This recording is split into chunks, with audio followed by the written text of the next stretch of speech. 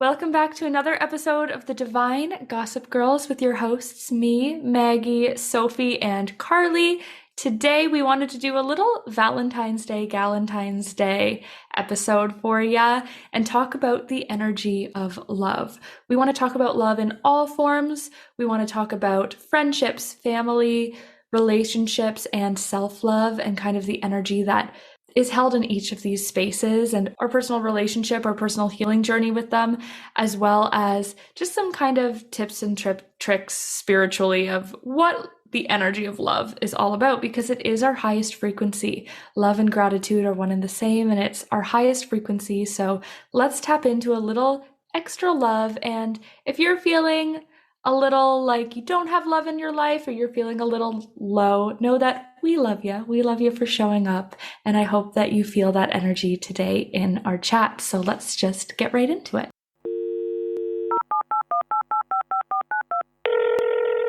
Hey, Cosmic Witches. Divine Gossip Girls here, your one and only source into the spiritual happenings of the cosmos.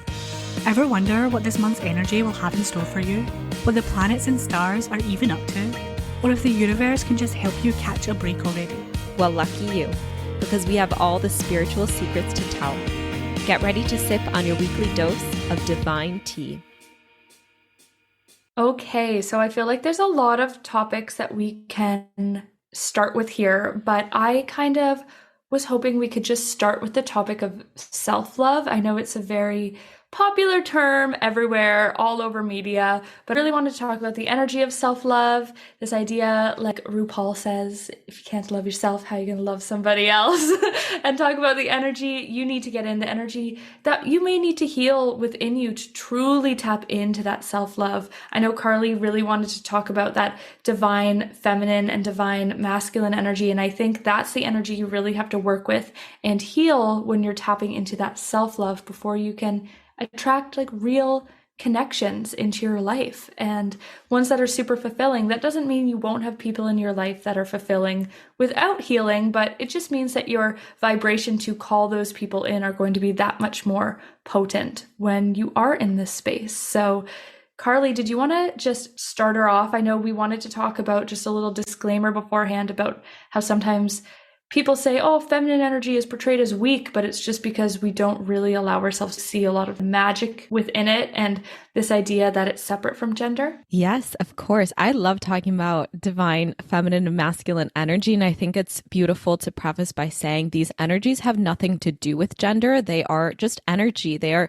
part of source energy, and source energy has both feminine and masculine within it. It's this unity of these two energies that create things, right? You can't have just a woman without a man to make life and make a child. So you need these two energies, and you'll find it in anything that you do in terms of, creating something that you're desiring, making a business. You need both the feminine, the creativity, the inspiration, and then the masculine, the action taking to make a business come to life, to grow a plant, whatever it is. You need these two energies to come together. So if you're sitting here, you're like, oh, I'm a woman, I must only have like feminine energy, or however it is that you identify. That is not true. We all have our unique harmony of these two energies.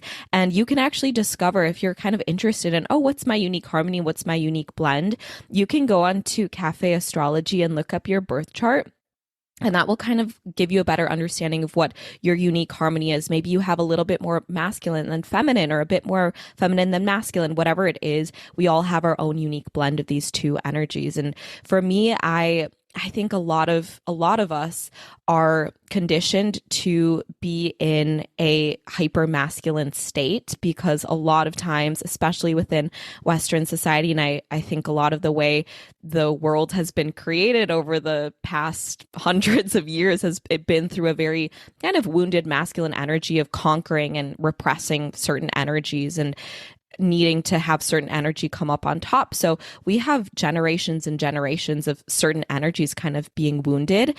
And so for me, I really grew up in a very hyper wounded masculine state. I mean, the eating disorder in itself was such a sign of wounded energy, where I was always striving and hustling to be something that really depleted me.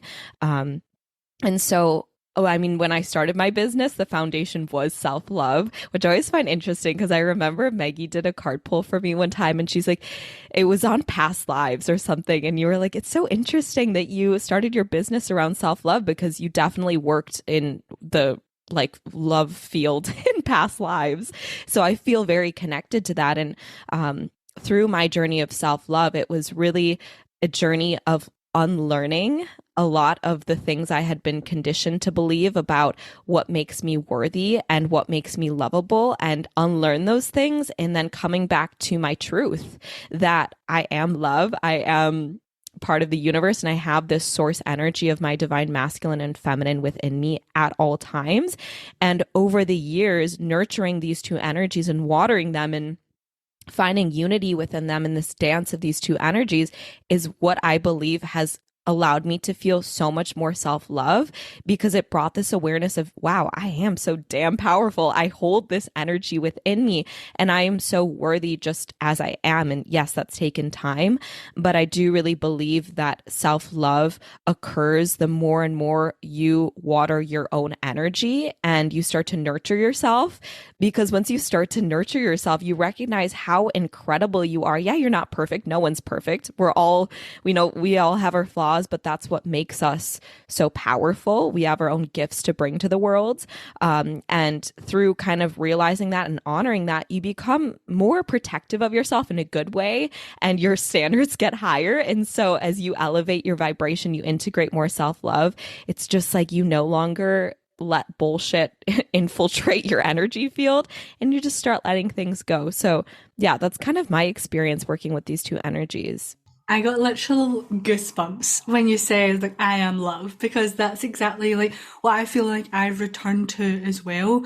Because I just feel like this entire lifetime is a journey of self-love for me, because I grew up like my childhood was kind of like the representation of love equaled pain, equaled hurt, equaled like this empowering energy. Like it didn't equal love. It didn't equal healing. So I've like closed my heart off for so many years because of like the fear of love, like being scared of love.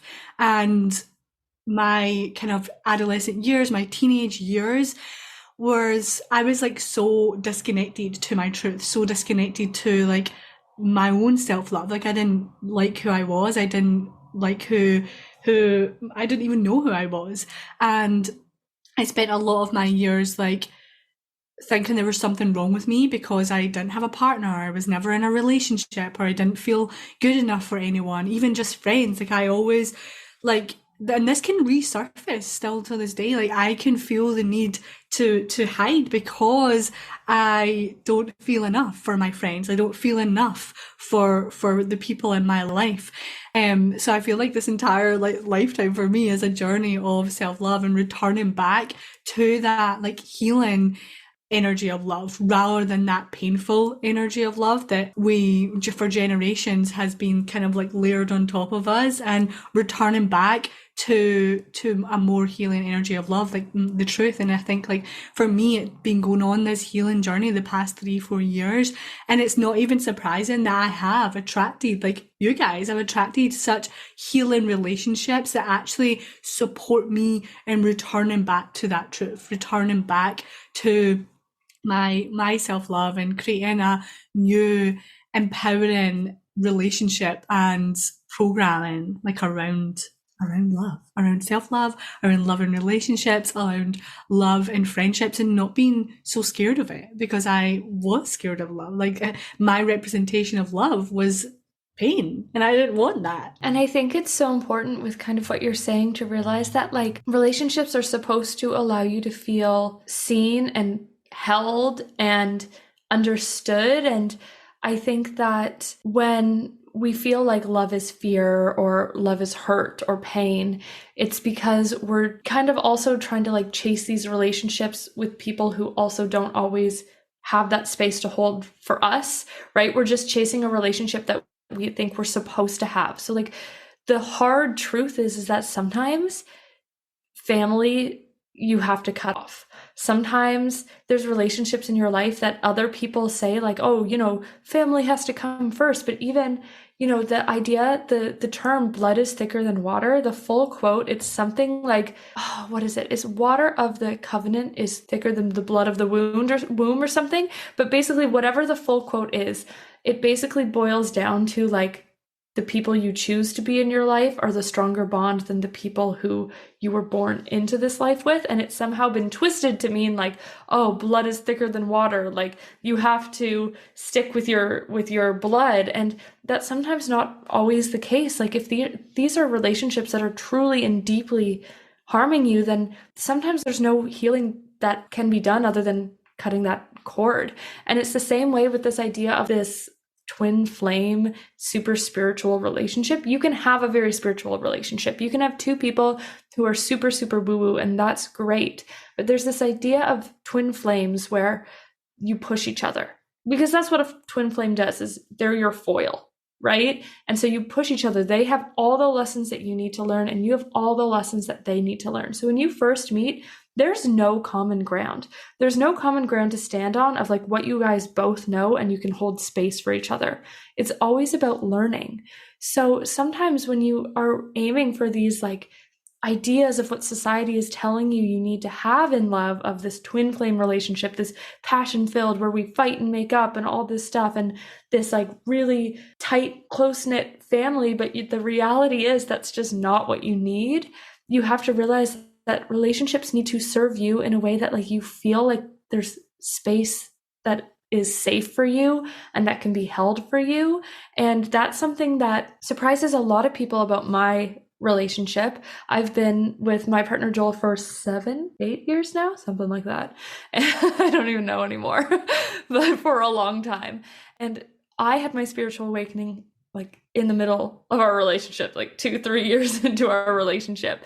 And he's not very spiritual. I have not pushed him to be spiritual at all. It's just not his thing. And sometimes I think people are surprised by that. They're like, how can you be with someone who's like not super into cards? Like, I think I've read his cards like 3 times in our whole relationship. And that's always so surprising. But also you need a safe space. I think this is my job. This is what I have a lot of common interests with a lot of my friends about with you guys. And it's just, sometimes you need a space where you can go and just be a human being on earth with nothing else, not having to worry about all the oneness of the universe. And that's what so much of my identity is about. And then I can just go and be a person with him.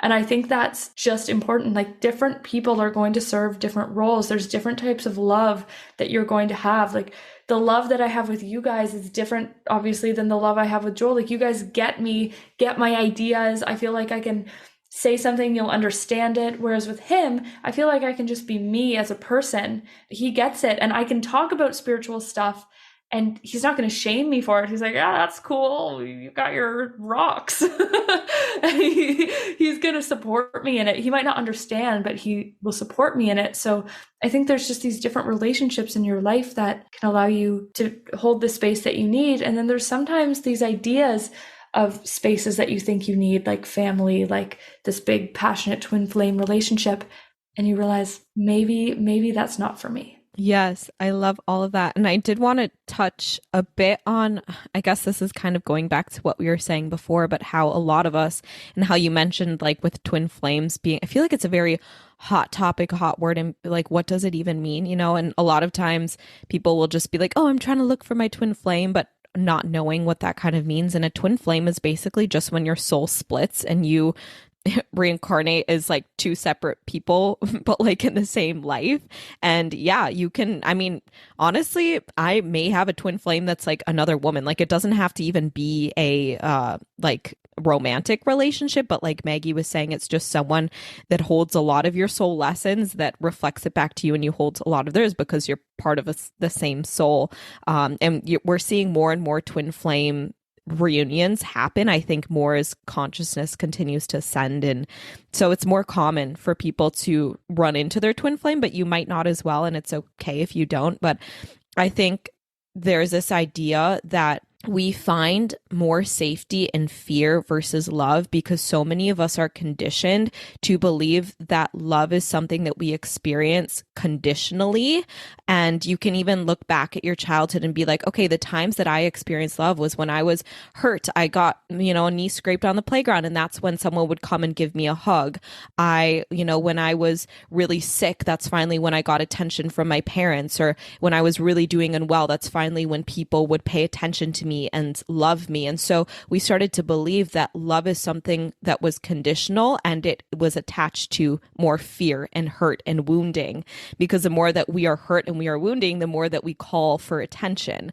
So that's something that I this year actually began to heal within myself, because I recognized that I felt like my health needed to be poor for people to love me and give me attention. So I've always kind of struggled with my health ever since having an eating disorder. And my body, like getting sick, I started to realize that I kind of was in a way doing it to myself, because I wanted to be in this sick, wounded state so that people would pay attention to me. So it was kind of like just this awakening this year of like, oh, wow, why is it that I do that? And it took me on this whole journey of this year. One of my biggest lessons this past year in 2023 was finding more safety in love versus fear. So whenever I started to feel those tendencies of, oh, like I need to be wounded for someone to love me, I would be like, why? Why do I think that? And then I would address it. And I started to lean more into doing stuff like Reiki and speaking to myself with love and asking my divine masculine to step forward, or just voicing my needs more to people, being like, you know what, I can experience deep love and support from others even when I'm extremely happy and joyful. So I think self-love is choosing to lean into love versus fear to satisfy and also fulfill your needs, and just applying more love versus more of that pain and that negative self-talk when you're feeling down, to raise your vibes instead of to fill that pain with more pain, because we're addicted to suffering as humans. It's like we have this weird fascination and addiction with suffering, and it's like we just want, whether you realize it consciously, we're all like, no, we want to feel good, but subconsciously a lot of us desire to feel that pain. And it's not because we desire pain, but because we desire anything that makes us feel. Feeling is something that we are addicted to, and pain and suffering is so intense. And then love is so intense that we want to feel, even if it's an extreme doesn't feel so good. We have this weird subconscious desire to like experience that deep pain. So just becoming aware of that and being like, all right, that's strange. How can I start to water my little garden with more love versus more fear, and kind of change the colors in it to more brighter things? That was kind of a tangent, but I was dying when you were talking. I was like laughing so hard when you were like, oh, when we get hurt, that's when our parents would like help us.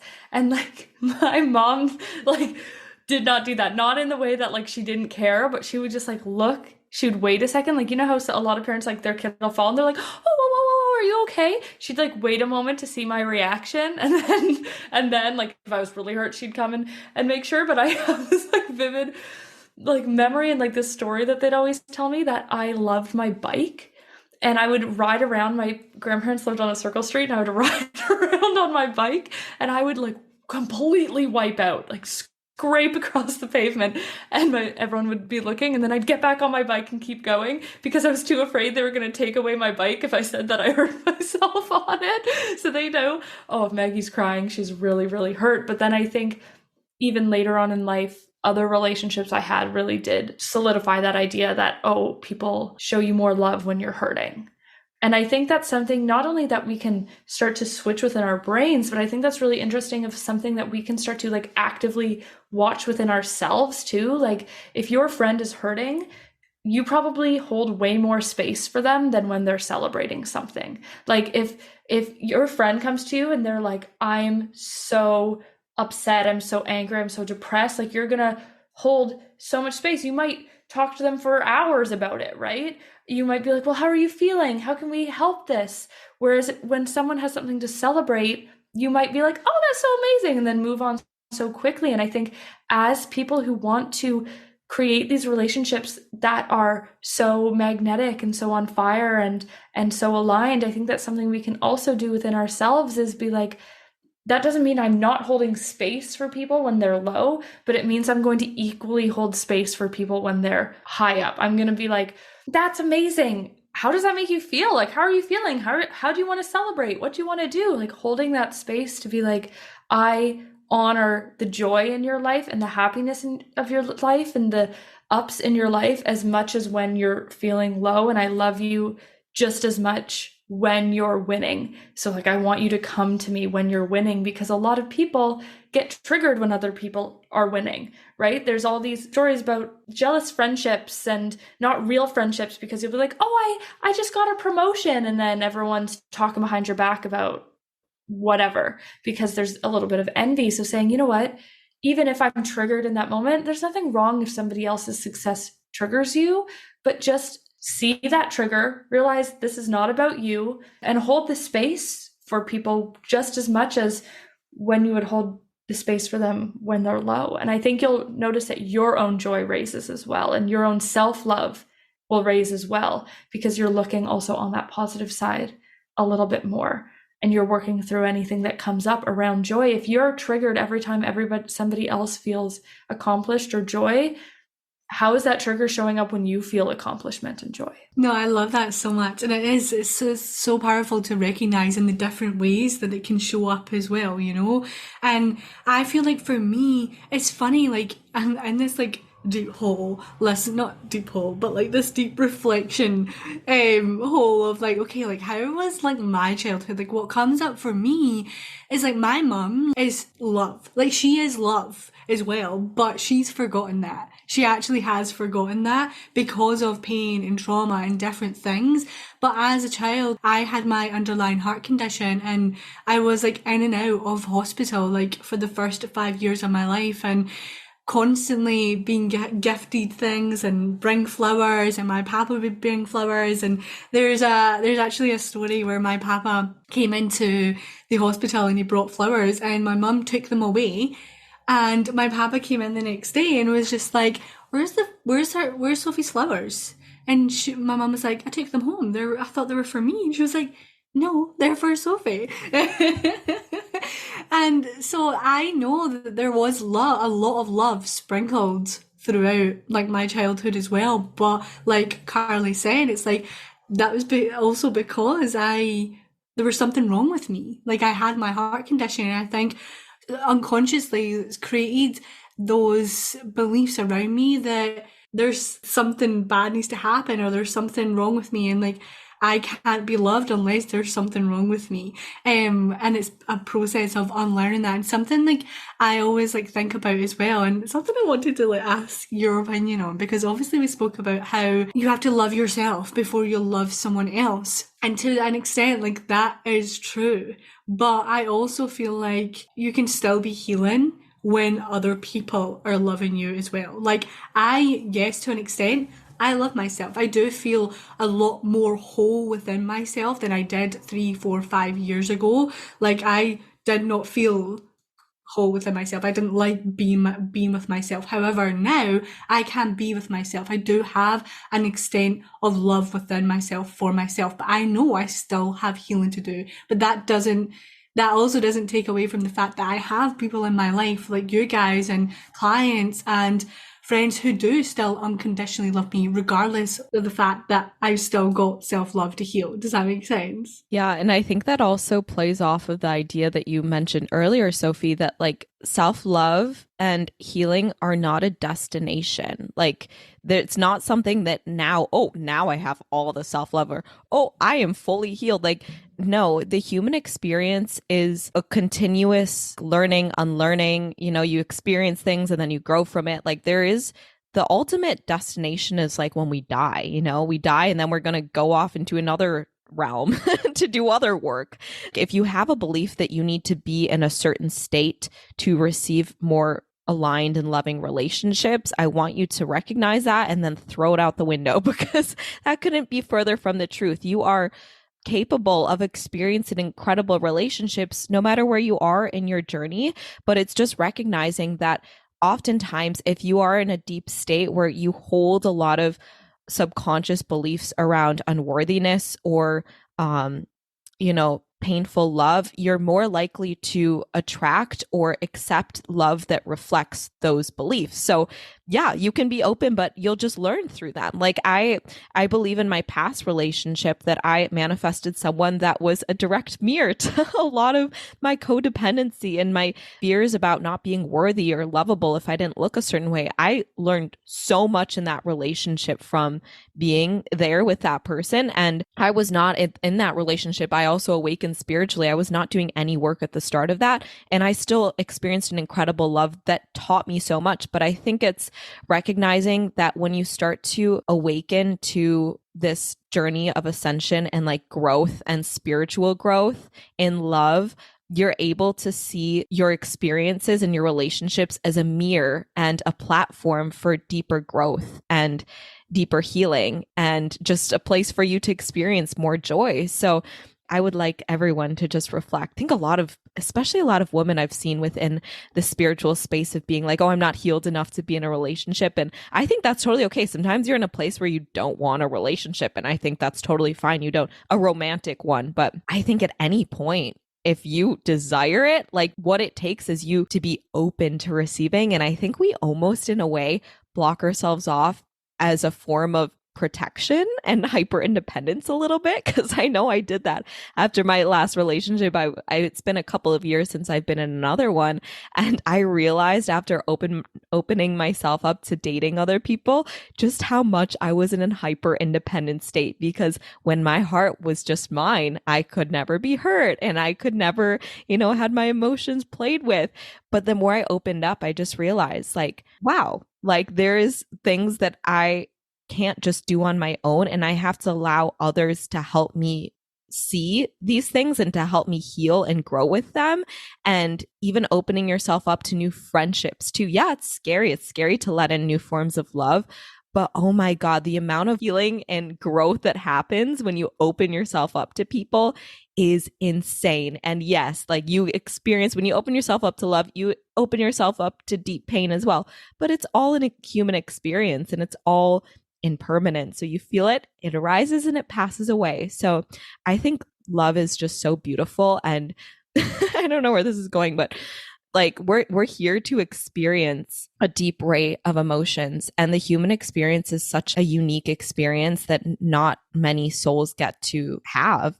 And so allowing yourself to experience deep sadness and deep sense of love is one of the biggest joys we could give our soul to have, because we only get to feel that in a human body in this human experience. And I think this idea of opening is really important and this idea that you don't have to be perfectly healed, you don't have to be anywhere to be in a relationship or to attract the right relationship is really important, because sometimes there's only so much healing that you can do on your own. And sometimes more healing to make you be able to feel fully that love and fully safe within a relationship needs to come within the relationship. I know, like with Joel and I was in a bad relationship before him, and it's like I just was like, oh, screw this, I don't want a relationship for a while. He fell in at one point, and then I was able to open myself up to him, and I realized there's all this healing I'm doing here that I couldn't have done on my own, because you can't learn how to trust again when you're solitary and by yourself. You can't learn to trust in a relationship, trust in another person just sitting on your own. And so I think that there's definitely things there that you need the other person for. And sometimes, yeah, you could have healed this thing on your own, but you don't have to. And you're allowed to be supported through this healing by someone who shows you love and who is there for you and holds the space for you. So yeah, you can heal on your own. And sometimes you do need to heal a certain extent on your own. Like Carly was saying, otherwise you're accepting people who are not treating you the way that you deserve and the way that you are worthy of. And that is the amount of healing that you probably have to do on your own to attract the right relationship. But there's a lot of healing that can be done within the right relationship as well. I love that. There's a lot of healing that can be done in the right relationship. And that's something that I have I'm still learning as well. Like I'm still in this kind of process of opening my heart up, and not keeping it open and not closing it off because of the different reasons of my, like, coming into the world with an underlying heart condition, and obviously my representation of love from my parents. And I've just closed myself off for a while, and these last few years of healing have been just like to come into myself. But I think what I'm learning now, and that's why I wanted to bring it up, like this concept up, is because I too have been falling into that kind of trap of thinking like I have to be completely healed until I can call in a partner. I have to heal even more blocks, or I have to heal something else, something next, until I can call in a loving relationship that supports me and actually aligns with me. But that doesn't necessarily need to be the truth, because I've called in Maggie and Carly and all these beautiful connections that have been a deeper support network to deeper levels of my own healing. Like without Maggie and Carly, I would have not healed things that I have healed these past 2 years. So I think maybe wrapping this episode up and just like giving yourself permission, maybe we can do this together, just like opening your chest up just a little bit, pulling your arms back, taking a deep breath into your heart center, and exhaling out, just letting go of something, letting go of any closed off cages or barriers. Open up your chest, allowing your light to shine a little bit brighter, knowing that you're safe to keep your heart open, to open your heart, to keep it open, to receive love, to give love, to be love. And your little practice for moving forward for the month of February at least is to do that each morning. Just open your heart, tap on your heart and say, I open my heart today and I keep it open today. And just allow yourself to receive love. And I'll be doing this little practice with you. But happy Valentine's Day, happy Galentine's Day. We hope that your February, your Valentine's is full of love, whether you're giving love, whether you're receiving love. We love you. We're giving you all the love. Thank you for listening to another episode of the Divine Gossip Girls podcast. We're so grateful for you. We love you so much. If you have not already left a rating or review, please do it. And yeah, we will see you all next week. Bye. Bye. Bye.